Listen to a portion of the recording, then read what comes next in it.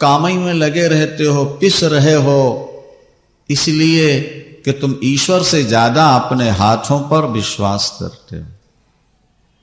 एक व्यक्ति ने कहा, महाराज हम ईश्वर ईश्वर नहीं मानते, हमारे तो हाथ ही ईश्वर है, हमारा दिमाग ही ईश्वर है। हमने कहा भैया यह हाथ और दिमाग भी तो ईश्वर ही ने दिया है। अच्छा, थोड़े दिन के बाद उनको लकवा हो गया, पैरालिसिस, आधांग ने चला था, अधरंग। हॉस्पिटल में पड़े और जब देखने गए तो आंसू बह रहे और एक हाथ उठाकर इशारा कर रहे थे कि हमारी तरफ से भगवान से प्रार्थना कर दो मैं ठीक हो जाऊं। अभी पहले कहते थे कि हमारे हाथ और हमारा दिमाग ही भगवान है, हम कर्म नहीं करेंगे तो कैसे खाएंगे। आज भगवान याद आ गया, अब वो ठीक करते। अरे बाबा, ये अभिमानी लोग इसी तरह मारे जाते हैं। नेपोलियन ने कहा था कि डिक्शनरी से असंभव शब्द निकाल लो, लेकिन उसकी मृत्यु कैसे हुई है, किस तरह से सड़ सड़ के मरा है, पर इतिहास पढ़ने वाले लोग जानते हैं। क्या समझे आप? ईश्वर का तिरस्कार करने वाला व्यक्ति कभी शांति से नहीं मर सकता। क्या आप समझ लो? दुनिया में निरपराधियों को सताने वाला व्यक्ति चैन की नींद सो नहीं सकता, आराम से कभी शरीर छोड़ नहीं सकता। हिटलर ने कितने निरपराधियों को मरवाया है, लेकिन परिणाम क्या हुआ? परिणाम देखना चाहिए। दुर्योधन ने कितना अत्याचार किया, परिणाम क्या हुआ? पांडवों ने धर्म के लिए कष्ट सहन किया, लेकिन उसका परिणाम क्या हुआ? दृष्टि परिणाम पर रखी जाती है। बुद्धिमान व्यक्ति जो होता है वो आगे की बात सोचता है, और मूर्ख जो होता है वो तत्काल की बात सोचता है। एक मूर्ख के 4 लड़की हैं, 3 लड़के हैं, छोटे छोटे हैं, कमाई नहीं है, 500-700 रुपया महीना कमाता है और शराब पीता है। अरे इन बच्चियों की शादी भी करनी है, इन बच्चों को पढ़ाना है, इनकी व्यवस्था करनी है। और कहता देखा जाएगा, जो होगा, अभी तो मौज ले। लेकिन बुद्धिमान व्यक्ति होगा तो ऐसा गलत काम नहीं कर सकता। वो सादा खाएगा, मोटा पहनेगा और सोचेगा इनके लिए कुछ आगे के लिए जमा करो, ताकि ये बेटियां आगे जाके सुखी हो। बुद्धिमान व्यक्ति भविष्य पर दृष्टि रखता है और मूर्ख व्यक्ति वर्तमान को देखता रहता है, तत्काल सूझ जाए। आप बुद्धिमान हो, आगे की बात सोचो। अस्तु, भगवान जब बछड़े ढूंढने गए तो ग्वाल वालों को उठा के छुपा दिए। न बछड़े मिले न ग्वाल वाल मिले। ब्रह्मा जी ने, भगवान ने ध्यान दिया, हुआ क्या है? 5 वर्ष के थे ठाकुर जी, अभी समझ गए ब्रह्मा हमारी परीक्षा लेने आया है, परीक्षा देंगे। उसी समय भगवान कृष्ण स्वयं उतने ही बछड़े और ग्वाल वाल बन के खड़े हो गए। महाराज ऋषि महर्षि पुष्प वर्षा करके जय जयकार करने लगे। उतने ही बछड़े, उतने ही ग्वाल वाल, और वही एकदम वही शक्ल। गाय बड़ी पारखी होती, सूंघ के समझ लेती है मेरा बछड़ा है कि नहीं। नहीं समझे? कहते जानवरों में घ्राण दृष्टि बहुत ही है, घ्राण शक्ति, सूंघने की शक्ति बहुत होती। वो सूंघ करके ही सब चीज को पहचाना। लेकिन भगवान जब बछड़े बने तो गायों की नाक भी नहीं पहचान सकी कि ये असली है कि नकली है। ग्वालों की माताएं नहीं पहचान सकी हमारे बेटे असली हैं या नकली। 1 वर्ष तक ग्वाल वाल बने रहे, 1 वर्ष तक बेटे बने, बछड़े बने। असल बात यह थी कि उन माताओं के हृदय में भी इच्छा थी कि जैसे नंदरानी की गोद में खेलते हैं, ऐसा बेटा हमको भी मिल जाता। भगवान ने कहा कि ब्रज में आए हैं आप लोग, जो संकल्प करो पूरा होगा। तो भगवान ग्वाल वाल बन के उनकी गोद में खेल लेते हैं, और गायों के दिल में भी यही था कि हम इनको चाट लें, तो सबके बछड़े बन गए ताकि दूध पिला के चाट लें। भगवान तो हर एक की इच्छा पूर्ण। देखो भैया, संकल्प करने में कोई आपका पैसा खर्च नहीं होता, और संकल्प को पूर्ण भगवान जरूर करते हैं। पर शर्त यह है कि जो संकल्प उठे वो बीच में कटे नहीं। बस ये बेपैसे का सौदा है। एक संकल्प बना लो, प्रभु आप हमारे बेटे बन जाओ, कि हमारे मित्र बन जाओ, कि हमारे स्वामी बन जाओ। एक भाव बना लो अंदर और काम करते रहो संसार। आपके भाव के सांचे में ही ढलकर भगवान आपको दिखाई दे जाएगा। बस भाव ही एक सांचा है। जैसे सुनार डाई बनाकर, सांचा बनाकर सोना चांदी को पिघला के डालता है, वही स्वरूप। इसी तरह जब आप भाव का सांचा बना लोगे तो भगवान उसमें पिघल करके उसी रूप में प्रकट हो जाएगा। करके देखो। जाकी रही भावना जैसी, जाकी रही भावना जैसी, कि प्रभु मूरत देखी तिन तैसी।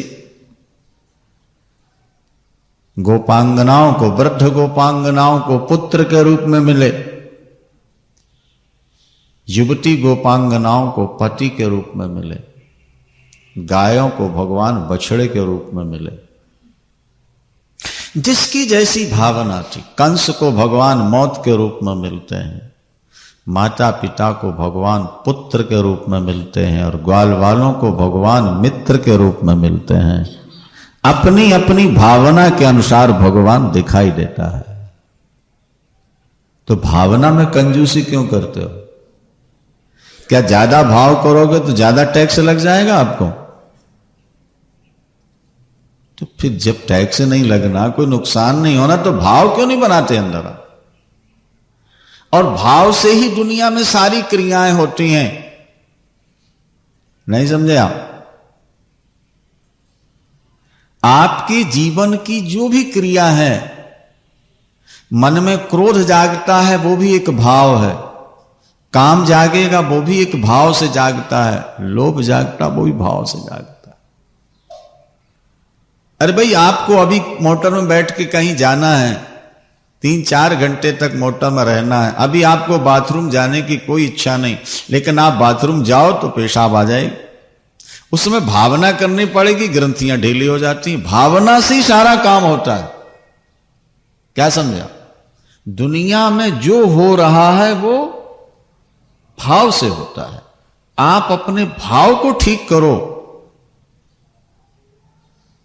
भगवान मिलेगा। आप ये भाव बना लो, वो मेरे मित्र हैं, या वो मेरे पुत्र हैं, या वो मेरे स्वामी हैं, और मुझे मिलेंगे, जरूर मिलेंगे, वो आने वाले हैं, वो आज जरूर आएंगे। ऐसा भाव बनाओ आप।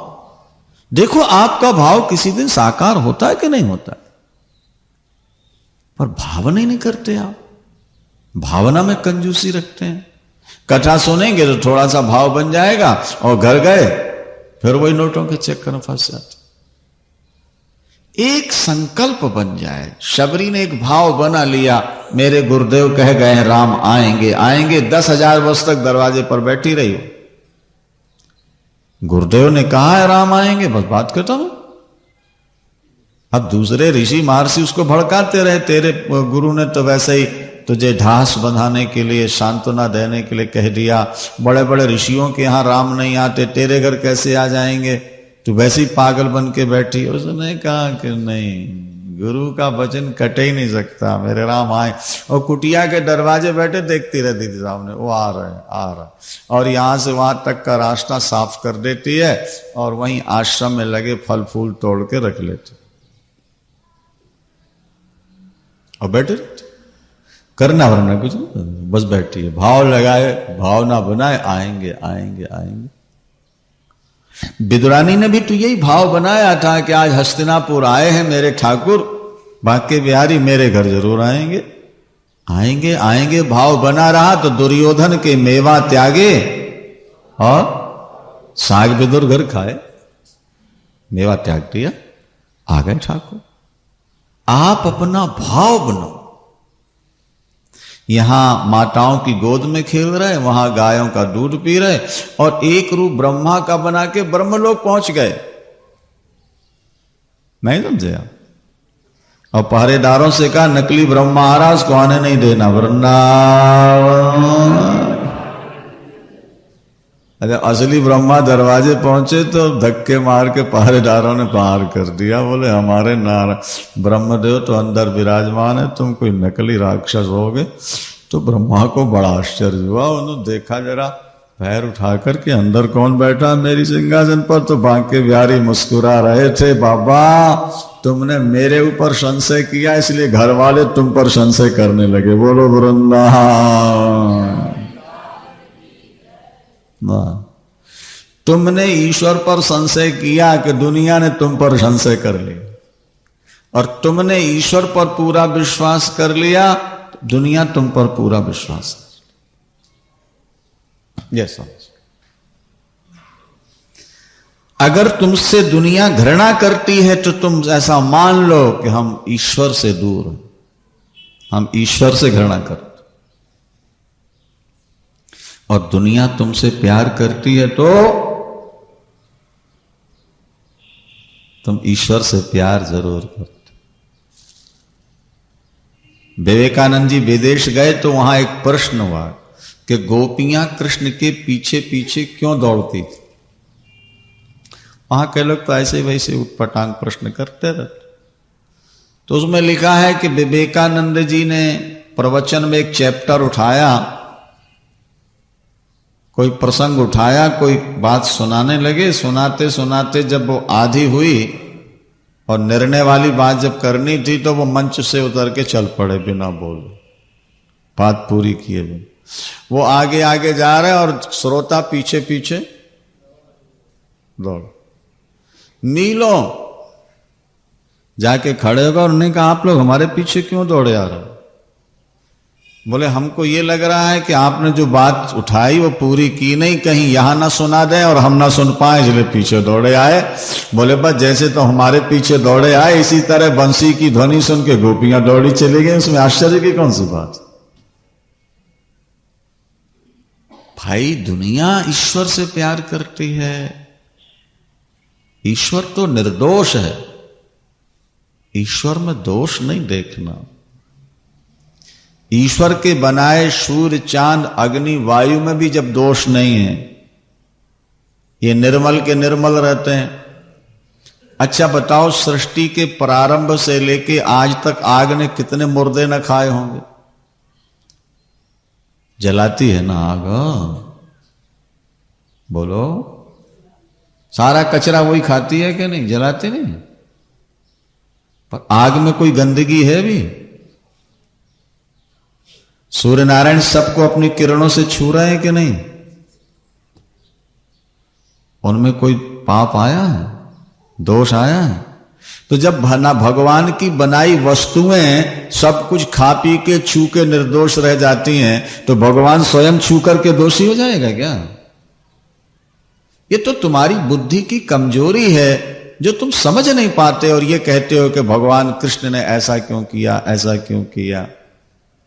तुम अपनी बुद्धि के तराजू में तौलते हो। तुम्हारी बुद्धि इतनी बड़ी तो नहीं है, तुम्हें तो दुनिया की बहुत सारी बातों का ज्ञान नहीं है। बड़े बड़े ऋषि महर्षि जो सारे ब्रह्मांड को ध्यान में देख लेते थे, वो भी भगवान कृष्ण का भजन करते हैं। तुम नास्तिक बन जाते हो। जब रासलीला शुरू हुई महाराज, भागवत में लिखा हजारों ऋषि बैठे थे और सुखदेव भगवान के तो शरीर में लंगोटी भी नहीं थी जो सुना रहे थे। और परीक्षित जी गंगा किनारे बिना जल पिए बैठे हैं मुक्ति पाने के लिए, और रासलीला सुनाई सुखदेव जी ने, किसी ने विरोध नहीं किया, सब ध्यान से सुनते रहे। इसका मतलब है कि भगवान की लीला में कोई दोष नहीं है। अगर होता तो कोई तो विरोध करता कि महाराज गंगा किनारे बैठ करके बेचारे परीक्षित की मुक्ति का समय आप ये क्या दुनिया की सेक्स की चर्चा करते। ईश्वर निर्दोष है, ईश्वर में कोई दोष नहीं। और जब उस रहस्य को आप समझ जाओगे तभी आपको भगवान की लीलाओं में आनंद मिलेगा। और हमारी कथा में यही प्रयास रहता है कि लोगों के दिमाग में जो संशय हैं वो निकलें और जीव परमात्मा के भजन में जुटे। बोलो वृंदावन। ब्रह्मा जी जब लौट के आए तो ब्रह्मा ने देखा मैंने जितने बछड़े ग्वाल वाल चुराए वो सब गुफा में पड़े हैं साल भर से, और वही शकल के इनके साथ खेल रहे हैं और खा रहे हैं। तो असली कौन और नकली कौन? सृष्टिकर्ता ब्रह्मा भी ये नहीं पहचान सके कि इनमें असली कौन है और नकली कौन। जब बुद्धि चकरा गई ब्रह्मा जी की, वृंदावन बिहारी, जब ब्रह्मा जी की बुद्धि चकराई तो भगवान ने फिर अपना चमत्कार दिखाया।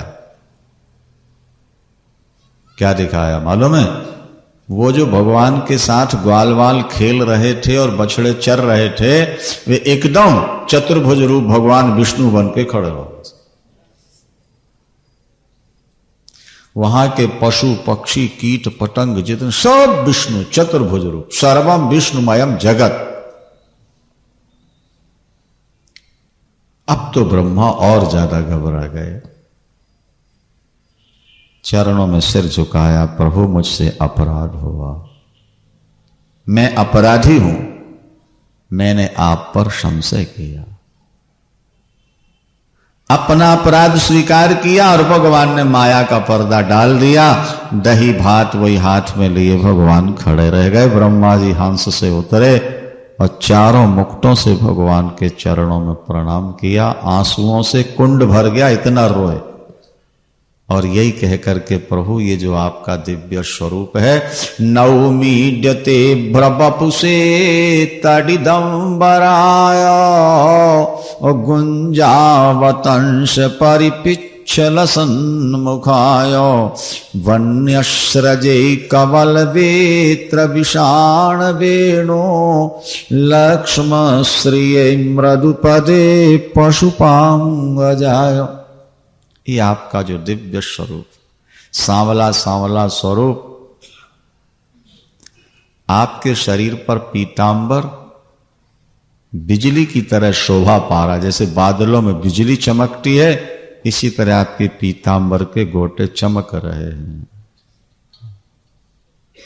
गुंजाओं की मालाएं, दिव्य पीतांबर, वन के पुष्पों की मालाएं, सिर पर मोर का मुकुट, ये त्रिभंग ललित आपका जो स्वरूप है।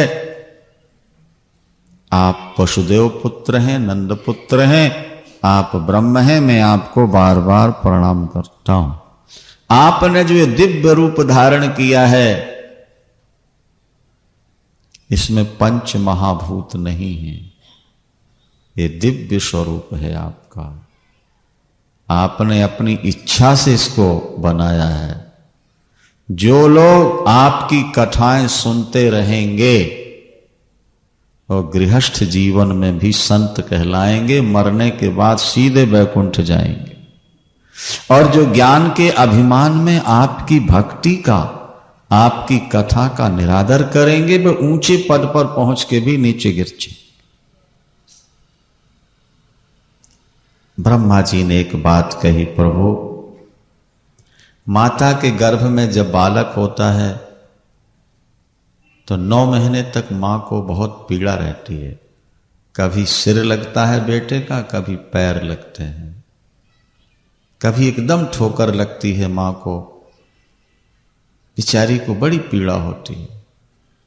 लेकिन वो अपने गर्भ के बालक के दोष नहीं देखती, बदला लेने की भावना नहीं रहती कि ये अंदर मुझे कष्ट दे रहा है, जन्म लेने पर मैं इसको दंड दूंगी ना। पैदा होते ही छाती से लगा लेती है, चूमती है, प्यार करती है। तो जैसे गर्भ के बालक के दोष मां नहीं देखती प्रभु, ये ब्रह्मांड भी आपका गर्भ ही है विराट रूप में, हम आपके बच्चे हैं, हमसे कोई गलती हो जाए तो दीन बंधु हमें माफ कर देना। बड़ा अच्छा श्लोक है। हम आप भी इसी तरह भगवान से रोज प्रार्थना किया करें कि हे परमात्मा, आपकी कोख में हम पड़े हैं, हम गलतियां करना नहीं चाहते, पर आपकी माया हमें नाना प्रकार के पापों में प्रेरित करती है। प्रभु आप मां की तरह हमारे अपराध क्षमा कर देना। ब्रह्मा जी कहते हैं कि जो व्यक्ति अपने कर्मों का फल भोगता हुआ मनसा वाचा कर्मणा आपका भजन करता है, आपकी कृपा की बाट देखता रहता है, वो कानूनी तौर पर मुक्ति का अधिकारी बन जाता है। उसे तो फिर दर्शन मिलता ही है, आप उसको दर्शन देंगे। ये बात बड़ी सुंदर है। हमारे जीवन में दुख आया है या सुख आया है, वो हमारे कर्मों का फल है। चाहे वो इस जन्म के कर्मों का हो या बीते हुए जन्म के कर्मों का। नहीं तो जब हमने कर्म किए हैं तो फल भी हमको ही भोगना है, और जितना पीरियड है उतने दिन भोगना ही पड़े। अब चाहे तुम रोकर भोग लो, चाहे सोकर भोग लो, चाहे हंसकर भोग। ये बात बड़ी सुंदर है। हमारे जीवन में दुख आया है या सुख आया है, वो हमारे कर्मों का फल है। चाहे वो इस जन्म के कर्मों का हो या बीते हुए जन्म के कर्मों का। नहीं तो जब हमने कर्म किए हैं तो फल भी हमको ही भोगना है, और जितना पीरियड है उतने दिन भोगना ही पड़े। अब चाहे तुम रोकर भोग लो, चाहे सोकर भोग लो, चाहे हंसकर भोग। भगवान कहते हैं जैसी परिस्थिति आई है उसका सामना करो, हाय हाय नहीं करो, बल्कि मेरा चिंतन करो। अगर तुम मनसा वाचा मेरा चिंतन करते रहोगे तो निश्चित तुम्हें भगवान का दर्शन हो जाएगा। बाके ब्रह्मा जी ने जाते जाते प्रणाम करके यही कहा कि प्रभु, जब मैं ब्रह्म पद से रिटायर्ड हो जाऊं तो मुझे वृंदावन में कोई लता गुल्म बना देना, कीट पतंग बना देना। नहीं अभी हमारे एक ट्रस्टी हैं, बहुत बड़े वकील हैं, वो उस दिन अभी कह रहे थे, बोले ये जिंदगी तो बांके बिहारी के लिए समर्पित है, जब रिटायर्ड हो जाऊंगा ये काम नहीं करूंगा तो वृंदावन में ही रहूंगा और वहीं मरूंगा। व्यक्ति कर सके न कर सके पर संकल्प तो अच्छा बना के रखने चाहिए कि नहीं।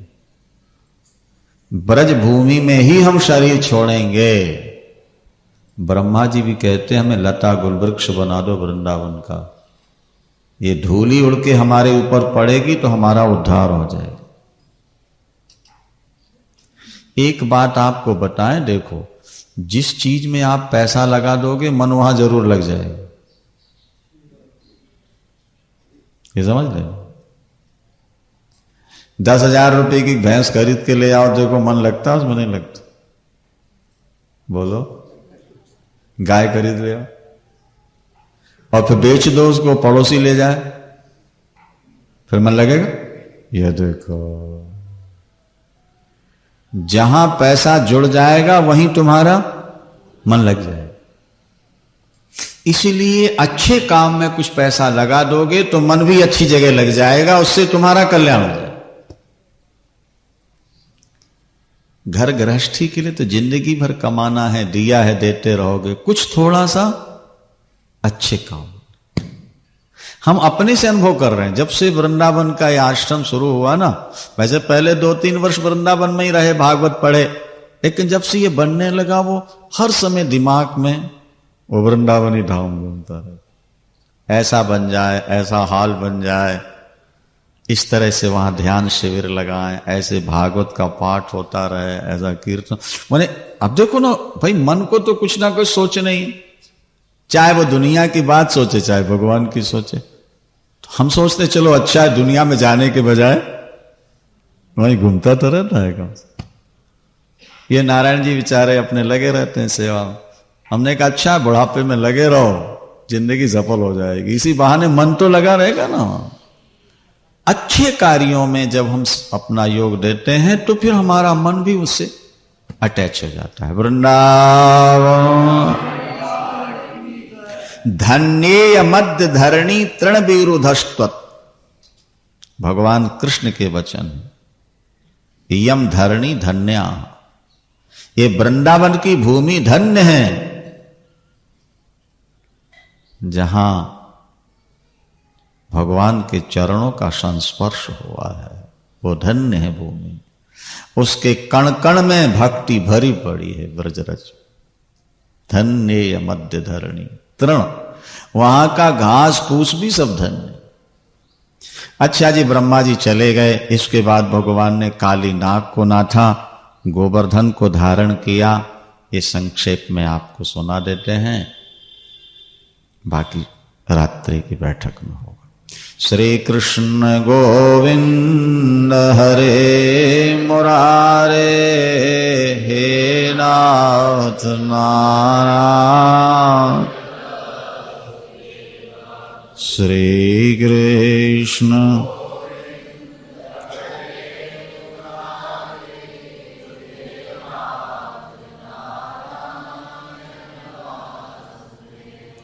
श्री कृष्ण गोविंद।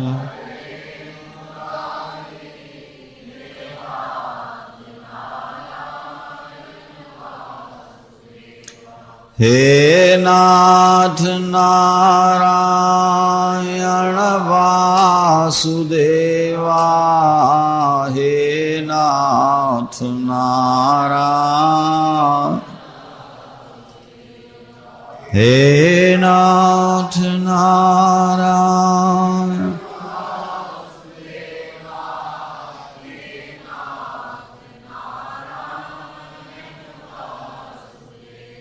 श्री कृष्ण गोविंद।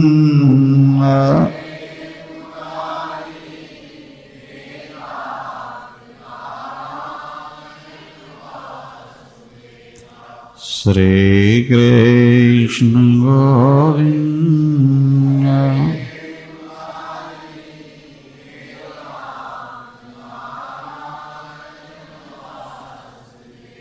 बांके बिहारी लाल की। अब भगवान गाय चराने लगे। पहले बछड़े, फिर गोचारण के लिए जब ग्वाल वालों के साथ जाते हैं तो भी नाना प्रकार के खेलों का यहां वर्णन है। एक खेल ठाकुर जी क्या खेलते हैं, हार जीत का, जैसे आजकल क्रिकेट में, हॉकी में, कुश्ती में हार जीत का तो रहता है। तो महाराज एक खेल ठाकुर जी ने शुरू किया। खेल ये था कि एक वृक्ष को केंद्र बना दिया और कुछ ग्वाल वाल दौड़ते हैं, जो आगे पहुंच गया वो जीत गया और जो पीछे रह गया वो हार गया। आजकल भी रेस होती है, दौड़ होती है, 100 मीटर, 400 मीटर, 1000 मीटर। ये पुराने खेल हैं, खेलते। अच्छा, शर्त उसमें यह थी कि जो जीत जाए वो बनेगा सवार और जो हार जाएगा वो बनेगा घोड़ा। तो श्री रामा और भगवान कृष्ण दोनों इस रेस में दौड़ रहे हैं, इस दौड़ में शामिल हो रहे हैं। जो जीतेगा वो बनेगा सवार और जो हारेगा वो बनेगा घोड़ा। अच्छा, ठाकुर जी ने सोचा कि अगर मैं जीत गया तो मुझको भक्त की पीठ पर बैठना पड़ेगा और हार जाऊंगा तो घोड़ा बनना होगा, भक्त को पीठ पर बैठा लूंगा। तो मैं दुनिया में भक्तों की पीठ पर बैठने नहीं आया, बल्कि भक्तों को पीठ पर बैठाल के भवसागर से पार करने आया हुआ हूं। इसलिए मैं जीतूंगा नहीं, मैं तो जानबूझ के हारूंगा। ये और दौड़े भाई। अच्छा, लोगों की दृष्टि में ऐसा लग रहा है कि कन्हैया बड़ी तेजी से दौड़ रहा है, लेकिन परिणाम ये हुआ कि श्री रामा ने आगे जाके वृक्ष छू लिया और भगवान बस एक आधा सेकंड पीछे रह गए, तालियां बज गईं और कन्हैया हार गए और श्री रामा। अब भगवान से कहा घोड़ा बनो। भगवान तो चाहते ही थे ना घोड़ा बनना। भगवान ऐसे हाथ जमीन में टेक लिए, अब बन गए। और श्री रामा भगवान की पीठ पर बैठ गया, गमछे का चाबुक बना लिया, टिक टिक करता है, लात की एड़ लगाता है और महाराज भगवान घोड़े बन करके उस शक्ल में चलते हैं। देवता पुष्प वर्षाकर बाजे बजाए जय जय। गेंद खेलते हैं। यहां फिर वही गलती हुई, देखो भागवत में। ग्वाल वाल खेलते खेलते गायों को लेके आगे बढ़ गए और भगवान किसी कार्य से पीछे रहे, इंतजार नहीं किया ग्वाल वाल। और वहां पहुंच गए जहां यमुना के हृदय में कुंड में काली नाग रहता था, जहरीला, जिससे सारा जल जहरीला था, खौलता रहता था वो जल, और उसकी जो भाप निकलती थी ऊपर उड़ने वाले पक्षी भी नीचे गिर जाते थे। वहीं का पानी पी लिया गायों ने और ग्वाल वालों ने, खत्म। एक नहीं बचा, ना एक गाय बची ना एक ग्वाल, सब समाप्त। ठाकुर जी पीछे से आए, देखा सब समाप्त। शुकदेव भगवान कहते हैं, ईक्षया मृत वर्षिण्या स्वनाथान समजीवयत। परमात्मा ने अपनी अमृतमयी दृष्टि से जैसे ही उनको देखा, परमात्मा की दृष्टि पड़ी और सारे ग्वाल वाल गाय उठ करके खड़े हो गए। देवता पुष्प वर्षाए जय जय। एक काली नाग का प्रभाव। देखो इनके संकेत, इनके आध्यात्मिक कथाएं बहुत ऊंची हैं। काली नाग माने काम, वासना। वासना में विषय है और काली नाग में विष है। जैसे विषैला पानी पी करके गाल वाल और गाय मर गई, इसी तरह विषयों का सेवन करते करते हमारी इंद्रियों की शक्ति भी मर जाती है, हमारी इंद्रियां कमजोर हो जाती। क्या ये जहर व्यक्ति की जिंदगी पर हावी होता, खत्म कर देता है। स्वामी रामतीर्थ का एक लेख हमने पढ़ा था। वैसे तो शास्त्रों में चर्चा है ही है ब्रह्मचर्य की, संयम की, बड़ा जोर था उस। ब्रह्मचर्य का पालन करने वाले अमर हो जाते। देखो भीष्म पितामह ने ब्रह्मचर्य का पालन किया, इच्छा मृत्यु हो गई। और हनुमान जी महाराज भी ब्रह्मचारी, अभी तक अमर है। मौत को अगर जीत सकता है तो ब्रह्मचारी ही जीत सकता है। आप समझो। और गांधी जी ने भी अपनी आत्मकथा में लिखा कि 30 वर्ष की उम्र के बाद मैंने ब्रह्मचर्य का पालन किया और 78 वर्ष का हो गया मैं अपने संयम में। और ब्रह्मचर्य की महत्ता का मुझे और पहले पता लग गया होता तो मैं और पहले से ब्रह्मचारी हो जाता। वो अपनी पत्नी को मां कहते थे, कस्तूरबा। अपने यहां मां कहते हैं ना, और गुजरात में बा कहते, मां। अपनी पत्नी को मां कहने लगे थे। स्वामी रामकृष्ण परमहंस भी अपनी पत्नी को मां कहते थे। शारदा नाम था उनकी पत्नी का, मां शारदा कहते पुकारते। और पहली रात में ही मां मान लिया था। मजे की बात तो यह है ना, पहली रात प्रथम मिलन, पहले बार पत्नी को देखा, श्रृंगार किए हुए बाहर से आए तो पत्नी पहले कमरे में थी, श्रृंगार एकदम मां मां कह के जाके चरणों में गिर गए। वो देवी के पुजारी थे, उनको ऐसा लगा कि मेरी मां दुर्गा ही इस रूप में मुझे दर्शन देने बैठी है, और चरण पकड़ के रोने लगे, मां आज मेरी इच्छा पूर्ण की, मेरे सिर पर हाथ रख दो, मेरी करुणामयी। तो एकदम शक्तिपात हो गया पत्नी के अंदर भी। और उन्होंने पूछा कि आप मुझे किस रूप में देख रहे हैं? बोले मां दुर्गा के रूप में देख रहा हूं। मां तुम मुझे किस रूप में देख रही हो? तो उन्होंने कहा मां दुर्गा जिस रूप में आपको देखती है, मैं भी आपको उसी रूप में देख रही।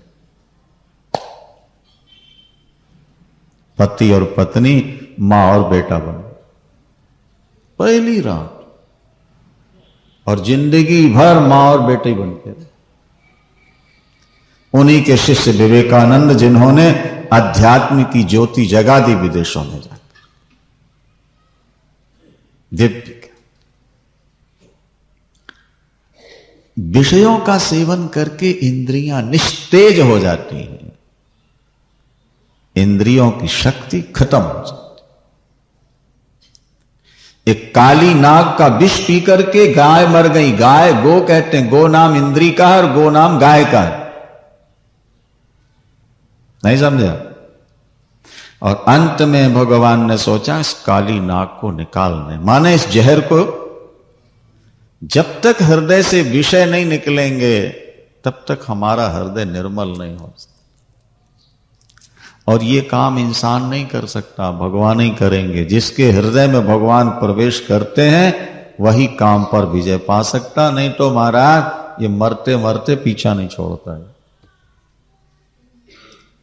भगवान ने गेंद खेलते खेलते लात मारी, गेंद गई पानी में, और कदम के झाड़ पर चढ़ के मारी छलांग ठाकुर ने पानी में। अब तरंगें उठी ऐसे जैसे कोई हाथ उठा के रक्षा की भिक्षा मांगता हो। उसकी पत्नियों ने देखा, बड़े सुंदर ठाकुर, अरे बड़ी भाग्यशालिनी मां होगी जिसने जन्म दिया। अरे बालक बाहर निकल जा, नहीं हमारा पति खा जाएगा। तुम्हारे पति से मिलने आए हैं, जगा दो। और जब काली नाग आया, एक से एक फण थे उसके महाराज। पहले तो वो भी ठटक गया सुंदरता देख के, फिर उसको ध्यान आया कि मेरी पत्नियां इस पर आसक्त हो रही। गया, लपेट लिया उसने। वो पूंछ से लपेट लेता ना रस्से की तरह यूं। ठाकुर ने अपना शरीर थोड़ा मोटा किया। ये तो छोटे से छोटे है, मोटे से मोटे। जब मोटा किया तो उसकी हड्डियां ढीली निकल के बाहर। यहां गायों ने महाराज घास चरना छोड़ दिया। सारे ब्रजवासी अपने अपने घरों से निकल के भाग पड़े कुंड। यशोदा मैया रोती गिरती फिरती वहां आई, कुंड में कूदने लगी। बलराम जी आगे खड़े हो गए और उन्होंने कहा, मां, कृष्ण मनुष्य नहीं है, ये काल का महाकाल है। सर्प कुछ बिगाड़ेगा नहीं, वो सर्प कोई मार के आ जाए। अरे मेरे बेटा बलराम, जो इस कुंड में आया वो जीवित कभी गया ही नहीं लौट के। मैं कृष्ण के बिना जीवित नहीं रहूंगी। प्यार एक ऐसा देवता है जब व्यक्ति को एकदम समर्पित कर। मां थोड़ी देर प्रतीक्षा कर ले, अगर कृष्ण नहीं आए तो तेरे साथ मैं भी छलांग मार जाऊंगा, मैं भी कृष्ण के बिना नहीं रह सकता। भगवान ने काली नाग के सिर पर चढ़ के अपने चरणों का वो प्रहार किया, वो ठोकर मारी लातों से कि जितना जहर अंदर था वो खींच कर ऊपर ले आए पानी के। और फणों के ऊपर ठाकुर नाचने लगे, गंधर्व किन्नर भी नाचने लगे, देवता पुष्प वर्षा के बाजे बजाए और जय जयकार। नाग पत्नियों ने कहा, प्रभु हमारे पति ने कोई बड़ा तप किया होगा, बड़े बड़े योगियों को आपके चरणों का दर्शन नहीं होता, आज वही चरण हमारे पति के सिर पर रखे हुए। तपः सुतप्तम किमने न पूर्वम, पहले इन्होंने कौन सा तप किया है, या आपकी कृपा हो। लेकिन प्रभु अब हमारे पति के प्राण नहीं लेना, क्योंकि हमारा स्वभाव भी तो आप ही ने बनाया है। नहीं, कहते हैं गाय जब बछड़े को जन्म देती है तो जीभ से चाटती है उसको, इतना गंदा होता है, थोड़ी देर में ऐसा साफ बना देती है जैसे लक्स साबुन से नहला करके पोंछ दिया गया। किसी ने गाय से पूछा कि तुमको घृणा नहीं होती इस गंदगी से, तो गाय माता ने कहा कि गंदगी आई भी तो मेरे पेट ही से है, नहीं बच्चा गंदा कैसे होता। बच्चे में जो गंदगी लगी वो कहां से आई है, गाय के पेट से।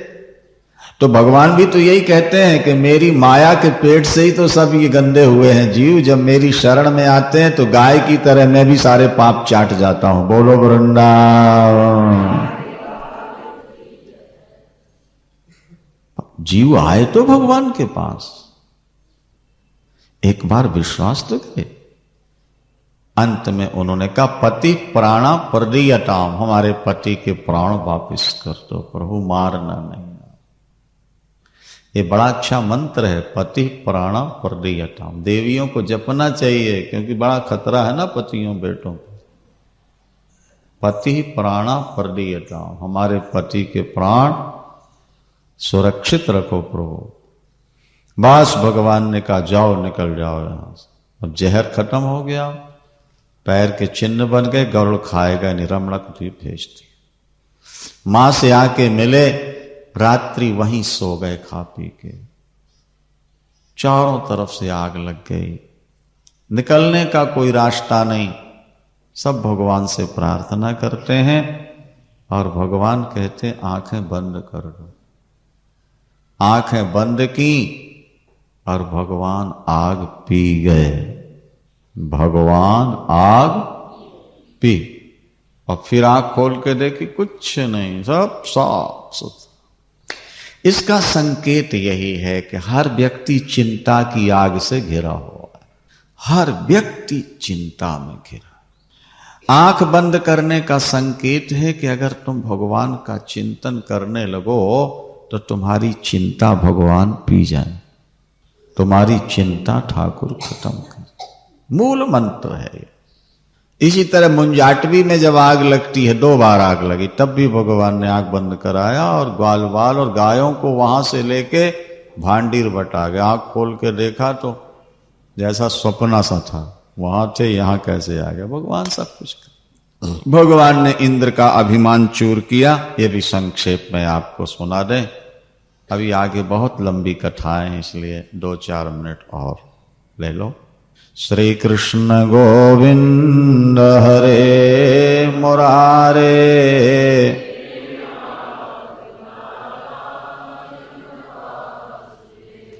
श्री कृष्ण गोविंद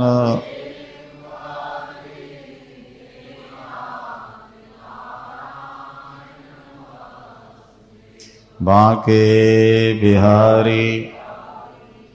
ग्रीष्म, वर्षा और शरद ऋतु का वर्णन किया है। भगवान की बांसुरी जब बजती है तो गायें घास चरना छोड़ देती हैं, बछड़े दूध पीना छोड़ देते हैं, पक्षियों का कलरव, उनकी चहचहाहट, आवाज बंद हो जाती है।